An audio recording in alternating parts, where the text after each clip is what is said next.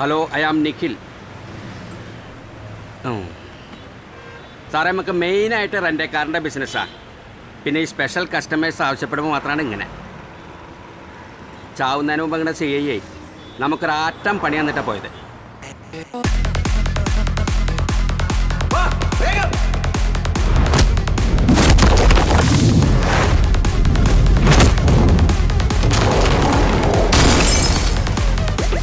അന്ന് ആ പിള്ളേരെ പിടിച്ചതേ പ്യുവർ കൊക്കൈനാ.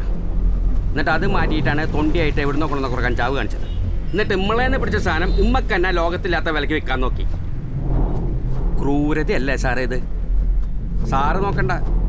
ഉണ്ണിത്താൻ സാറ് പറഞ്ഞോണ്ടാ ഞാനൊരു ജെന്റിൽമാൻസ് ഡീലായിട്ട് ഇതിവിടെ വന്ന് സാറിനോട് തുറന്നു പറഞ്ഞത്. പോയത് പോയി. ഇനിയിപ്പോൾ അവൻ്റെ പിന്നാലെ പോയിട്ട് അവനെ തട്ടാനുള്ള കപ്പാസിറ്റി ഒന്നും നമുക്കില്ല. നമ്മളേ പ്യുവർ ബിസിനസ്സിൻ്റെ ആൾക്കാർ.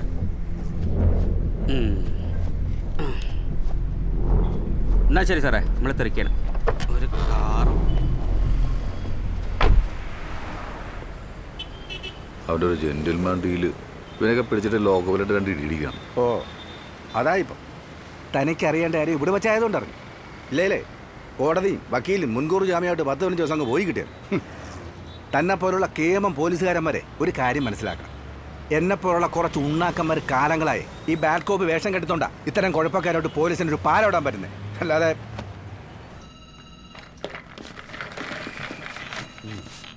ഓവർ പബ്ലിസിറ്റിയും മീഡിയ അറ്റൻഷനും ഒഴിവാക്കാൻ വേണ്ടിയാണ് ഈ കേസ് അന്വേഷിക്കുമ്പോൾ യൂണിഫോം പോലും പാടില്ലെന്ന് ഞാൻ തന്നോട് പറഞ്ഞത്. എന്നിട്ടിപ്പോൾ ഇൻവെസ്റ്റിഗേഷന്റെ ഭാഗമായി താൻ കാണിച്ചു കൂട്ടുന്നത് എന്തൊക്കെയാ? മരിച്ച ബിനുവിന്റെ കൊള്ളൻ നിയമങ്ങൾ ഓരോന്നായി പുറത്തിട്ടുകൊണ്ടിരിക്കുക അല്ലേ? എടോ, ഞാൻ അയാളുടെ സുപ്പീരിയർ ഓഫീസറായിരുന്നു. ഇതെന്നെ എങ്ങനെ ബാധിക്കുമെന്ന് താൻ മനസ്സിലാക്കിയിട്ടുണ്ടോ? നമ്മുടെ ഡിപ്പാർട്ട്മെന്റ് എങ്ങനെ ബാധിക്കുമെന്ന് താൻ മനസ്സിലാക്കിയിട്ടുണ്ടോ? സാർ, ഡിപ്പാർട്ട്മെന്റ് താനിങ്ങനെ കാടടച്ച് വെടിവെക്കാതെ ഇമ്മീഡിയറ്റ്ലി ആ തമിഴൻ ആറൂര് പക്കണം. എടോ, അന്ന് അയാൾ അവിടെ കയറി എന്നതിനുള്ള എവിഡൻസ് നമ്മുടെ കയ്യിലുണ്ട്. അയാളെ കൊല്ലാനുള്ള മതിയായ മോട്ടീവും ആറൂനുണ്ട്. അയാളുടെ വൈഫ് തന്നെ കോടതിയിൽ വിറ്റ്നസ് പറയും. പിന്നെന്താ? അവനെ ചാർജ് ചെയ്ത് ഒരാഴ്ചയ്ക്കുള്ളിൽ ക്ലീനായി കേസ് ക്ലോസ് ചെയ്യണം. കേട്ടല്ലോ?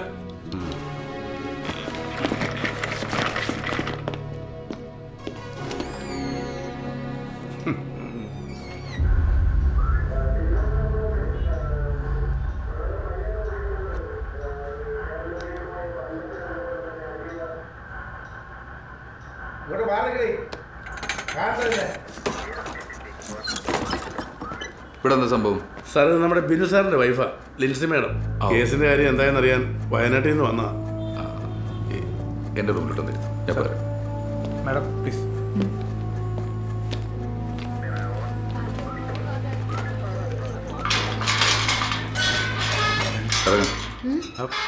ഇറങ്ങാൻ നീ പൊക്കോ. അല്ല സാറേ, പിന്നെ ഇവിടെ കൊടുത്തിരിക്കുന്ന അഡ്രസ്സിൽ തന്നെ കാണണം. വിളിക്കുമ്പോൾ ഒന്നോളണം. പൊക്കോ.